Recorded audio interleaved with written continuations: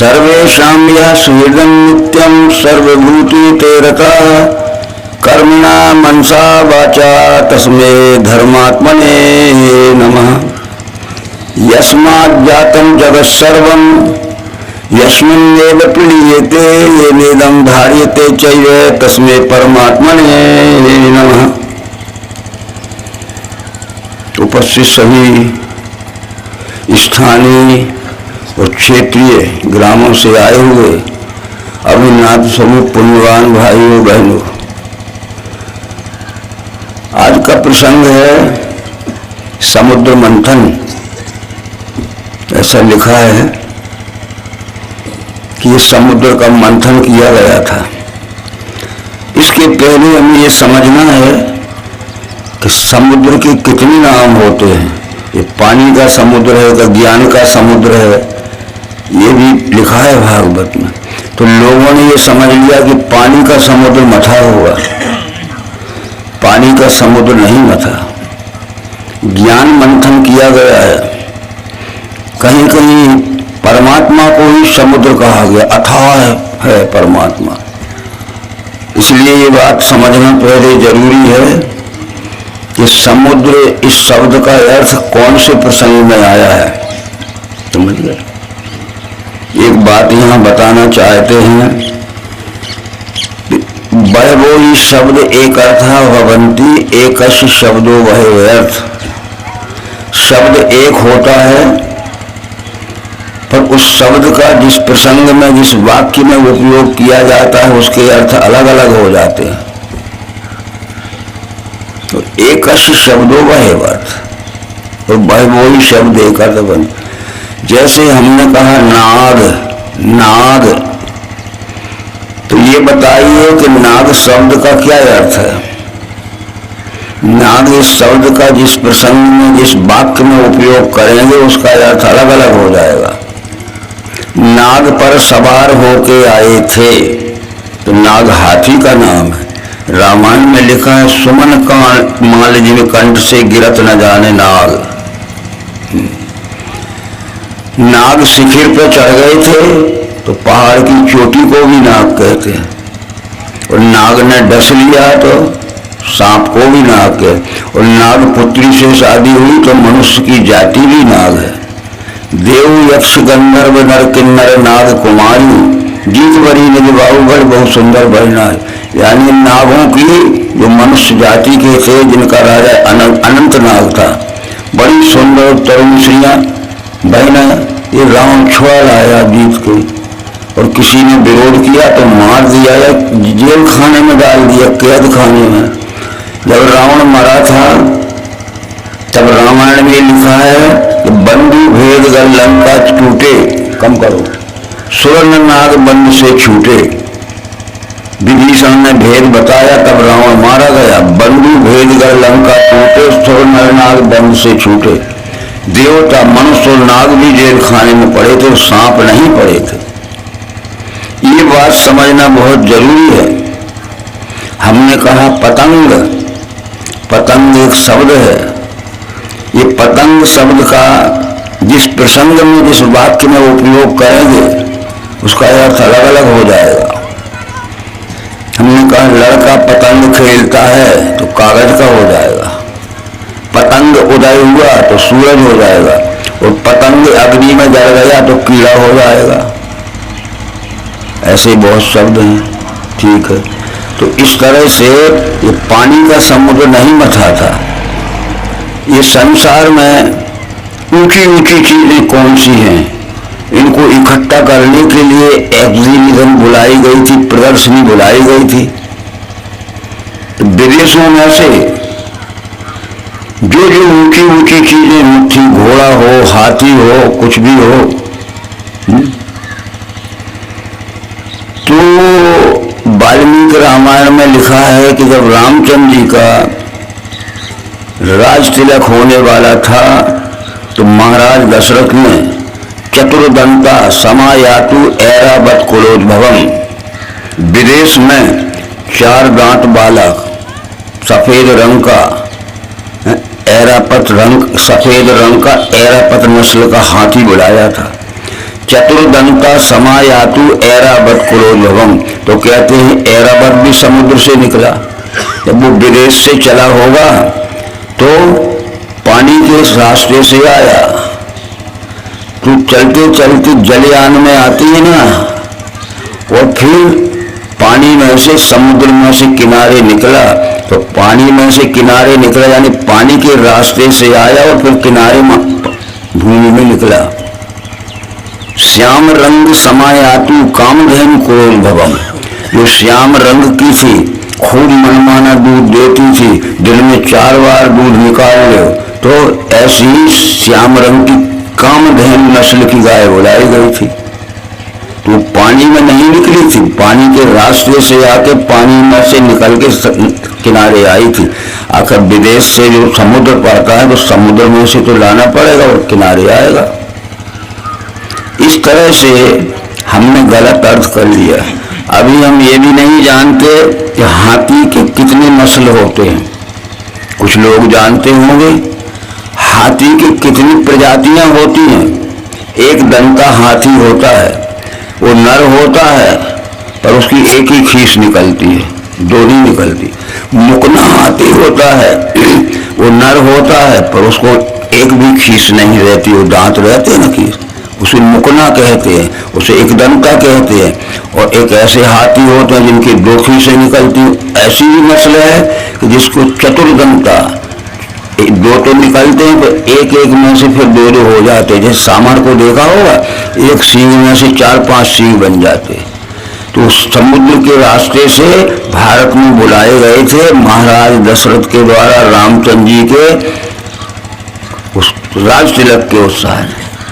तो हमने समझ लिया कि पानी में से। हमारे देश में अच्छी नस्ल का घोड़ा नहीं था। उच्चे श्रवा मुझे जानो अश्वों में अमृत भव। उच्चे श्रवा वो अरब देश जो है, अरब देश के जो अच्छे ऊंची नस्ल के घोड़े होते हैं वो अरब देश से आए थे। पर अरब देश से आने में समुद्र मार्ग से आएंगे और समुद्र में से अब किनारे उतरेंगे भारत में। हमारे देश में एक ऐसा समय आया कि सबसे ज्यादा दूध देने वाली गाय जर्सी है इस समय। तो जर्सी आकाश से आई थी। आकाश से आई थी का ये मतलब है कि हॉलैंड देश में, विलायत में उसकी नस्ल बनी थी। जब वहां से भारत में लाई गई तो हवाई जहाज पर चढ़ा के उड़ा के लाए और भारत में उतर ली। तो आकाश मार्ग से आई कि आकाश में कोई गौशाला है। ये विचार छोड़ दीजिए।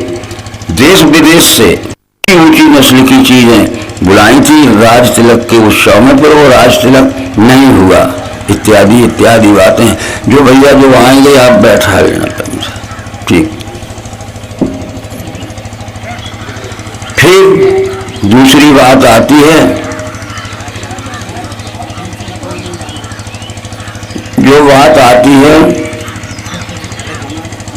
इस समय में हमारे देश। सुनिए आप लोग ध्यान लगाइए। तो लोग बैठा ली, उनको बैठा लो आदर से, वो चले गए ठीक है।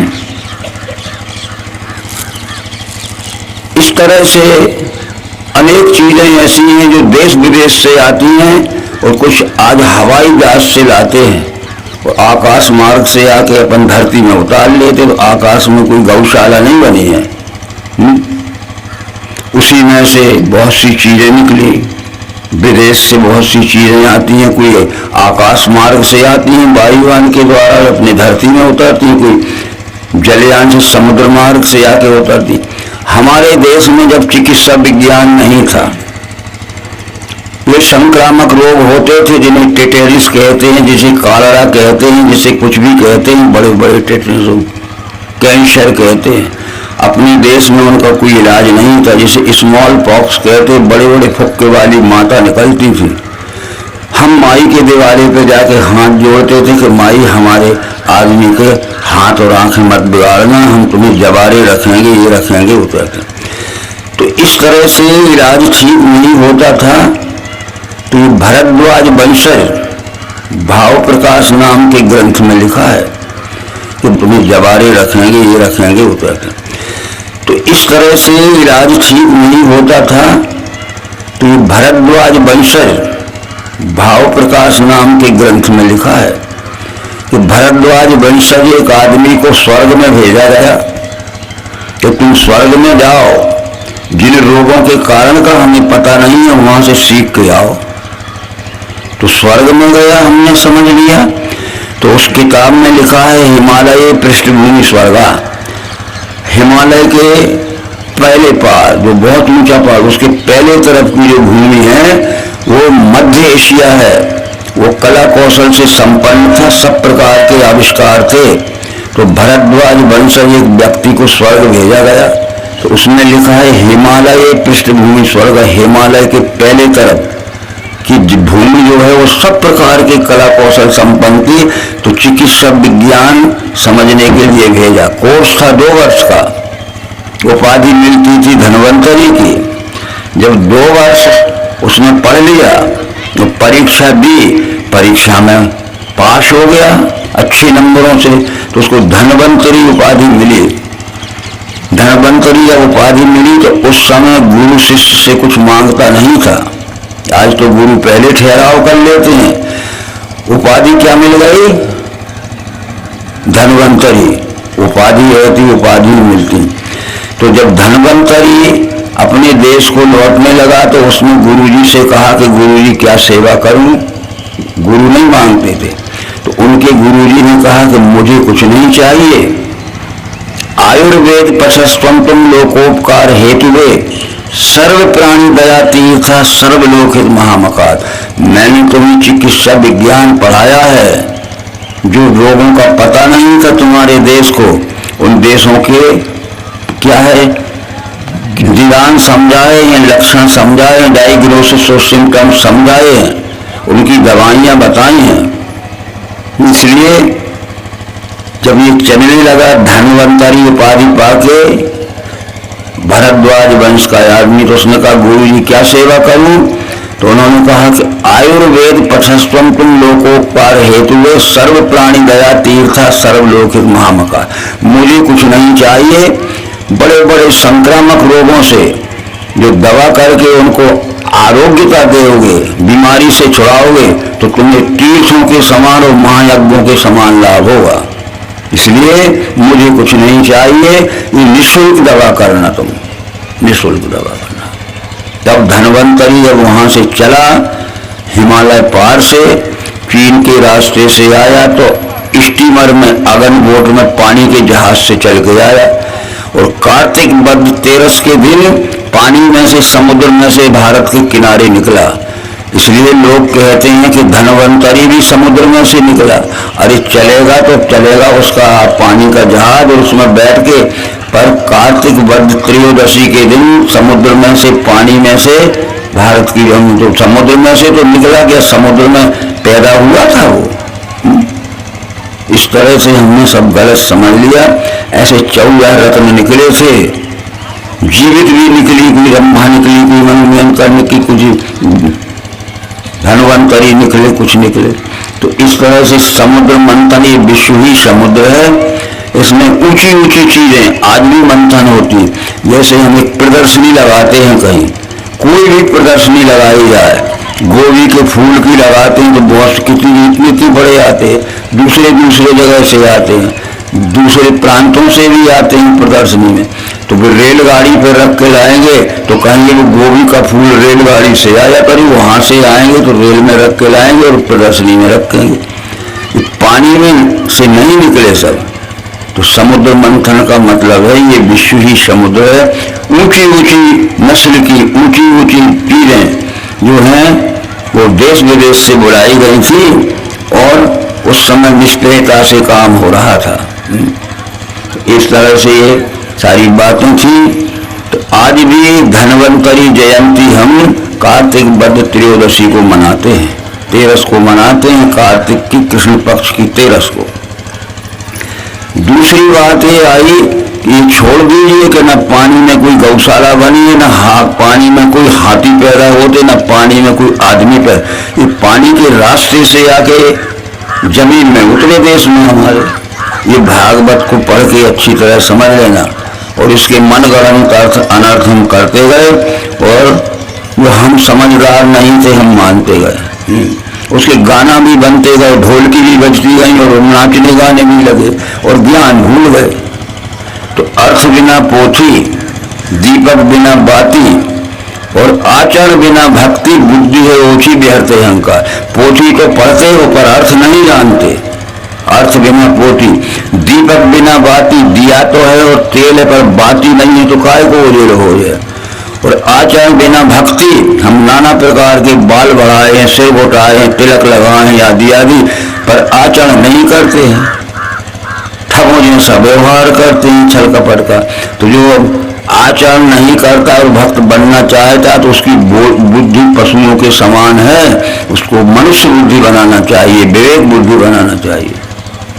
ये मथा समुद्र नारायण ने 14 रत्न लिए निकला है। दूसरी बात ये थी भागवत के 8 स्कंद तक का आज हम वर्णन करेंगे। कल से 9वां स्कंद होगा और 10वें स्कंद में परसों से कृष्ण जी का जीवन चरित्र हो जाएगा, तो 12 स्कंद तक जाएगा। उसमें ये हुआ कि देवों और दानवों में हमेशा युद्ध होता था, राक्षसों में और सज्जनों में। देव कहते हैं भक्ति से और सदाचार से, ईमानदार से चलने वाले व्यक्ति, देवी संपत्तिवान। देवी स्वभाव वाले जो महात्मा पार्थ वे मुझे अनन्य भाव से सेवें आदि अव्यय जान के। देवी स्वभाव वाले उन्हें कहते जो विश्वरूप परमात्मा को जानते हैं और विश्वरूप परमात्मा के साथ सच्चाई के साथ सेवा में व्यवहार करते। और ढका है ज्ञान माया से आसुरी वृत्ति हो चुकी, ये नराधम दुराचारी मुझको नहीं बने, वे इस संसार को ठगते हैं। तो देवों और दानवों में हमेशा युद्ध होता था। वो दानव तो जीत जाते थे, देव हार जाते थे, सैकड़ों बार देव दानव। ये भागवत में 8वें स्कंद में लिखा हुआ। जब ये सोचा गया कि हमारे पास भी धन बहुत है, हथियार बहुत हैं, खाद्य सामग्री बहुत है, संगठन भी बहुत है, और जब हम युद्ध करते हैं तो दानव जीत जाते हैं राक्षस, और हम देवी संपत्तिवान हार जाते हैं। सबने मिलकर सोचा कि कारण का पता चलाओ। तो बोले भगवान विष्णु के पास चलो। वे कश्यप जी के पुत्र थे। जब भगवान विष्णु के पास गए तो उनसे कहा कि हमारी एक समस्या हल कर दो। सैकड़ों बार युद्ध हो गया, हमने खूब हथियार इकट्ठे किए, खूब खाद्य सामग्री इकट्ठी की, खूब संगठन बनाया फौज का, खूब ट्रेनिंग दी, और लड़ाई हुई तो वो दानव जीत गए, हम हार गए। तो विष्णु भगवान कहते हैं कि हंत ब्रह्मण अहो शंभो हे देवा मम भाषितम सुताव हिता सर्वे से तथा सुरा। हे ब्रह्मा, हे शंभु, हे देवगणों, मैं जो कुछ कहता हूँ मेरे ज्ञान को अच्छी तरह समझ के गांठ में बांध लेना, यानी ये ज्ञान भूलना मत। हंत ब्रह्मण हो शंभो हे देवा मम भाषितम श्रोतावहिता सर्वे। सुनो, मैं तुम सबके हित की बात कहता हूँ। अरे वो अपनी संदेह सत्कार अर्थ गौरव। अभी जाके तुम अपने शत्रु दानवों से हाथ जोड़ के नमन करके संधि कर ले और कहना अब हम कभी नहीं झगड़ेंगे, तो वो निर्भय हो जाएंगे कि ये हमेशा के लिए हार गए। और गुप्त रूप से खूब तैयारी करना। पहले से जब चौगनी तैयारी हो जाए तो तुम लड़ना मत।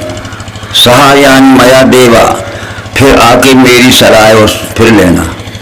जब चौगनी तैयारी हो गई, पहले से हथियारों की, खाद्य सामग्री की, फौज का संगठन, ठीक है, तो फिर विष्णु भगवान के पास गए। हमारी चौगनी तैयारी हो गई, पहले से चौगनी हथियार, चौगनी फौज है, चौगना खाद्य सामग्री, सब कुछ है, ठीक है। तो एक एक बात को पूछा विष्णु भगवान ने, पूछते पूछते सब बताया। अंत में विष्णु भगवान ने पूछा भागवत के 8वें स्कंद में कि छुआछूत मिटी के नहीं? बोले ये नहीं मिटी तो भगवान कहते हार जाओगे। नरम देहर, ये रखी भागवत। इतनी बात में हमारा संगठन टूट गया, एक संगठन हो जा। तो दरअसल में आज हम हारते क्यों जा रहे हैं? देखो, अच्छाइयाँ सबसे लेना चाहिए और कुरीतियाँ और बुराइयाँ खुद की छोड़ना चाहिए। आज हमारे देश में 3 प्रबल मत हैं, एक ईसाई है, एक मुसलमान, एक हिंदू है। ये 3 हमेशा झगड़ रहे हैं कि भारत पर कब्जा कौन कर रहा है।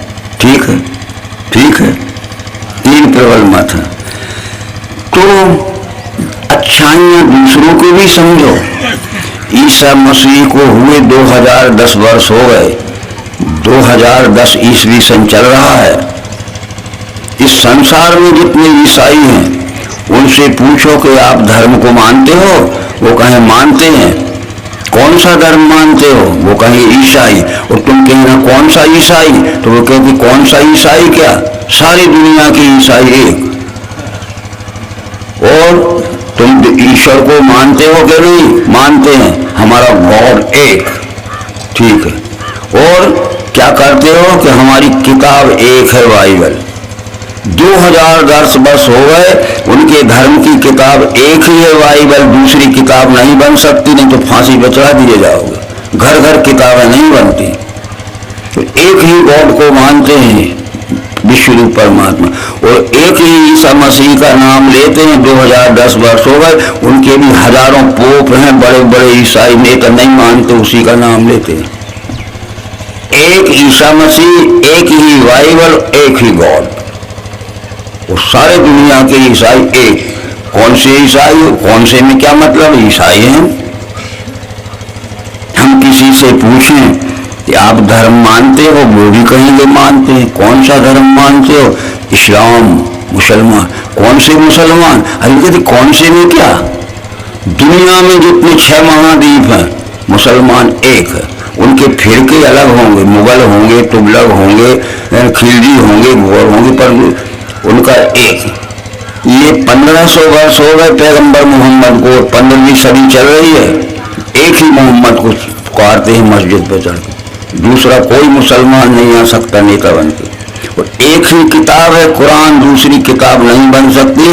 अगर सड़क पर खड़े होकर कह दे कि कुरान में कुछ गलती लिखा है तो घर नहीं पाओगे, वही मार डालेंगे। और एक ही देवता मानते हैं, खुदा। देख ले। परंतु हम किसी से पूछें कि आप धर्म को मानते हो, वो कहेंगे मानते हैं। कौन सा धर्म, हिंदू। कौन से हिंदू हो, तेली हो कि कुमार हो, कुर्मी हो कि मोची हो कि धोबी हो, देखो कौन से हिंदू हो।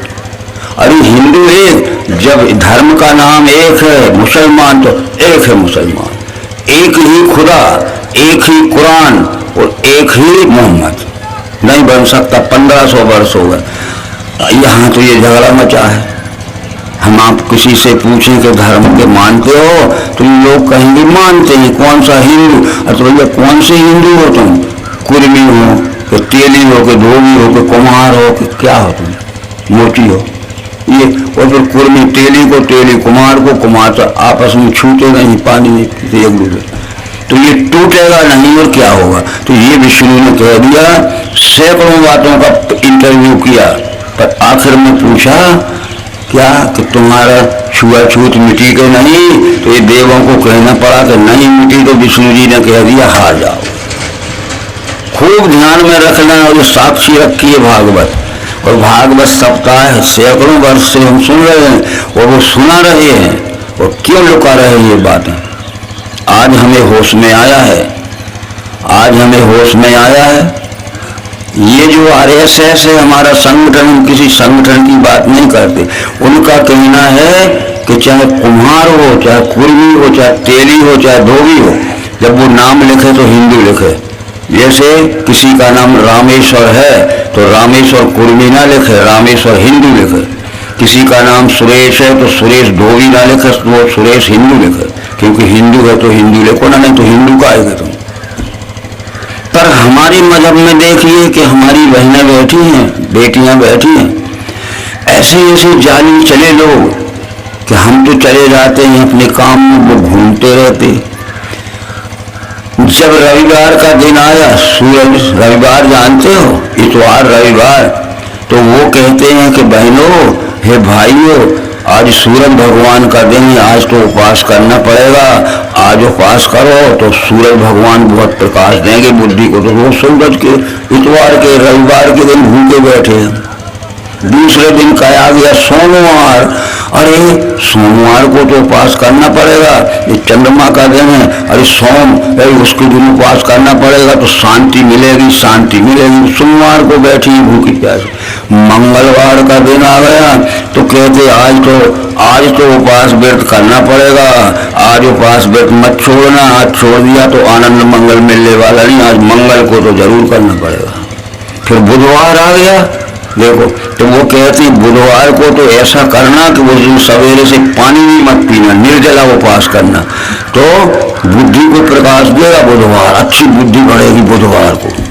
फिर गुरुवार आ गया तो वो कहती गुरुवार तो गुरु जी का दिन है, कोपे राखे गुरु जो कोपे विधाता, गुरु विरोध नहीं कोई लगता था। अरे ब्रह्मा भी भूल जा तो गुरु जी बचा लेंगे, और गुरु भूल गए तो ब्रह्मा भी नहीं बचा सकता। देखो ये पोथी में लिखा है तुम्हारे। तो गुरुवार के दिन तो तुम्हें ऐसा करना पड़ेगा, जोरदार पूजा करना पड़ेगी। सवेरे से पानी मत पीना, कुछ भी मत करना। और शाम को इतना है कि जब पूजा करोगे गुरुवार को गुरुदेव की, वो साधारण पूजा नहीं होना चाहिए, कम से कम एक मुद्री सोने की जरूर गुरुदेव को देना पड़ेगा। हाँ, नहीं गुरु खुश आइए तो फिर क्या है, वाह वाह हो जाएगा। फिर शुक्रवार आ गया, नहीं शुक्रवार को मत छोड़ना, न सब 6 दिन की उपवास भी बेकार जाएंगे। शुक्रवार को जरूर करना, सुख शांति मिलेगी। लो अब शनिवार आ गया तो बोले घबराना मत, शनि शनि शनि शनि धीरे धीरे शनिवार का भी निभाते जाना। तो फिर आ गया रविवार तो बोले आज सूरज भगवान का दिन, फिर उपवास है। 8 ही दिन की किताब इधर ही घर में। कहो आप पढ़ लिख गई हो, भूखे रहने से कोई नहीं मिलता है, ईमानदारी के कर्म करने से मिलता है सब। स्मरण मम भूला सो बेईमान। फिर मथुरा घूमे, वृंदावन घूमे घूमे जीव जहान। क्या सुन रही हो आप, क्या नहीं सुन रहे हम हमारे भाई? क्या हम रोज ये कहते हैं कि एक दिन में लंकाधिपति रावण उत्तम कुल का ब्राह्मण था, एक दिन में शंकर जी की 3 बार पूजा करता था। सवेरे उठा, नहाया, शंकर जी की पूजा की, निकल गया। जिसकी सुंदर बहन बेटी देखी छुड़ा लाया, धन देखा लूट लाया। लोग देखते रहे, कपते रहे, और किसी ने छेड़ा खाना तो पकड़ के कैद खाने में डाल दिया, न मार डाला।